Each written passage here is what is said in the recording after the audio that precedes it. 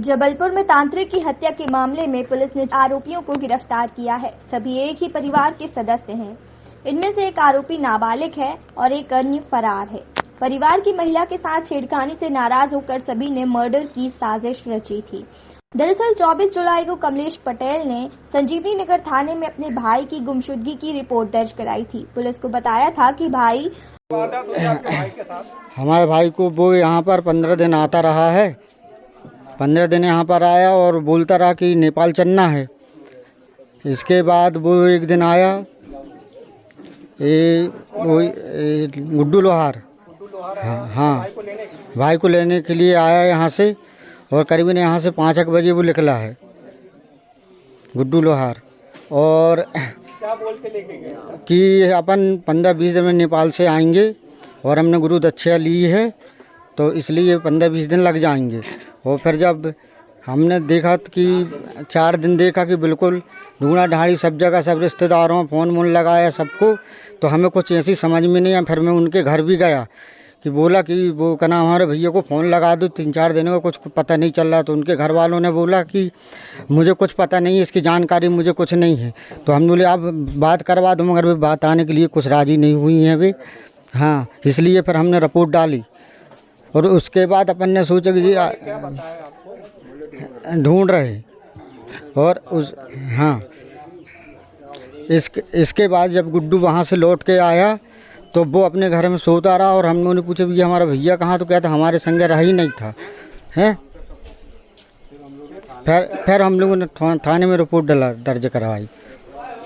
क्या बताया भाई के बारे में? हाँ, कि मेरे संग रहा ही नहीं है। हाँ हाँ, 12 तारीख को क्या पता चला? हत्या हो गई हमारे भाई की। कैसे हत्या हुई? वो का नाम है जी गुड्डू, और एक आशु सोनी है और उसका लड़का शरद। 3 लोग थे। और इसमें हाथ है संजय श्रीवास्तव का, क्योंकि इसमें जो हमारा ज़मीन का विवाद था।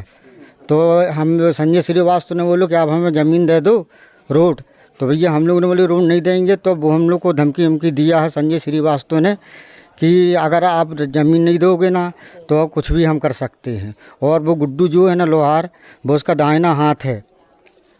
उसके वो तो लक्ष्मीकांत स्कूल के आगे संजीवनी नगर। हाँ, पुलिस वाले की कुछ कार्रवाई कुछ हो ही नहीं रही है ऐसी। उसको चरग के आगे उनने गले में 2 चाकू मारी है उनने, और उसको 2 जन ने पकड़ के रस्सी खींच के घसीटते लेके गए हैं और उनको बांध के फेंक दिया गया है। हाँ, नहीं मिली लाश। इसलिए हमारा कहना ये है कि हमें इंसाफ चाहिए और कुछ नहीं है। पुलिस वाले के पास गया दोबारा, आप तो क्या बोले? पुलिस वालों के पास गए तो पुलिस वाले कुछ नहीं कह रहे, कुछ सुनवाई नहीं हो रही, कुछ नहीं हो रहा है। क्योंकि हमारे भाई को किस बुनियाद पे लेके गए और क्यों ऐसा किया, हमें तो इंसाफ चाहिए। हलथर पटेल उर्फ बसूरी तांत्रिक का काम करता है। 20 जुलाई को नेपाल के लिए निकला था, तभी से लापता है। कमलेश ने शिकायत में कहा था कि भाई हलथर साई कॉलोनी में रहने वाले विश्वकर्मा परिवार के साथ नेपाल जा रहा था। हलथर के गायब होने में उनका हाथ हो सकता है।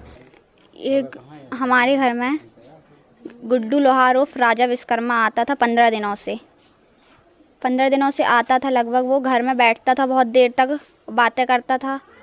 और एक दिन वो आके 20 तारीख को उसका कॉल आया। पहले संजय श्रीवास्तव का कॉल आया है कि हल्दर भैया से अर्जेंट बात करवाइए। तो मैंने बोला कि वो घर पे नहीं है। उसके भी आधा घंटे बाद गुड्डू उर्फ राजा विश्वकर्मा का कॉल आया है। तो उसने कॉल किया और हल्दर भैया से बोलता कि बात करवा दीजिए। हम लोगों ने बात करवाए हैं और उसने बोला है कि हल्दर भैया जल्दी घर आ जाइए, मेरा स्वास्थ्य ख़राब है। फिर वो लेने आ गया था घर के पास, के पास लाल स्कूटी में। फिर जिस दिन से गए हैं वो उस दिन से घर ही नहीं लौटे हैं। और हम लोग को पता चला थाने से कल कि उनके मर्डर हो चुका है। कौन ने मर्डर किया है? इसमें गुड्डू लोहार ने किया है और इसमें संजय का हाथ है। शाहीनाका चपरिया मोहल्ला। आशु सोनी था, संजय श्रीवास्तव था, अंकित विश्वकर्मा था, गुड्डू लोहार था, शरद विश्वकर्मा था। क्या बोल के लेके गए थे? उनको बोल के लेके गए थे, मतलब उनसे बहुत दिन से बोलते थे कि भैया नेपाल चलना है, थोड़ा नेपाल में बिजनेस देखने चलना है, आप थोड़ा नेपाल चलना। इनका कोई कंफर्म नहीं था कि नेपाल चलना है, और इसने कॉल लगाया और इसने लेके चला गया है घर से। जांच के दौरान पुलिस ने आरोपियों के घर के आसपास लगे 50 से भी ज्यादा सीसीटीवी फुटेज खंगाले। इनमें राजा विश्वकर्मा की कार मेडिकल कॉलेज से तिलवारा की तरफ जाती हुई दिखाई दी। पुलिस ने बग्गी के आसपास ढाबों में पूछताछ की तो पता चला 20 जुलाई की रात को यहां के एक ढाबे पर परिवार ने खाना खाया था। इसके बाद पुलिस ने सख्ती से पूछताछ की तो उन्होंने हत्या की बात कबूल कर ली।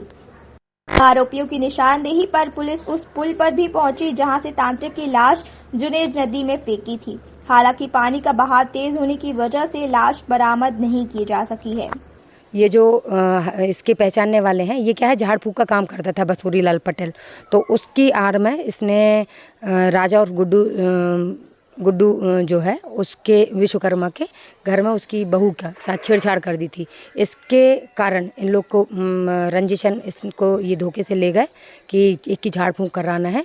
और राजा और गुड्डू विश्वकर्मा, उसका बेटा शरद, उसका दोस्त आशीष सोनी, और इन लोग ने ले जा कर के गाड़ी में ले जा कर के चाकू मार करके हत्या कर दी थी।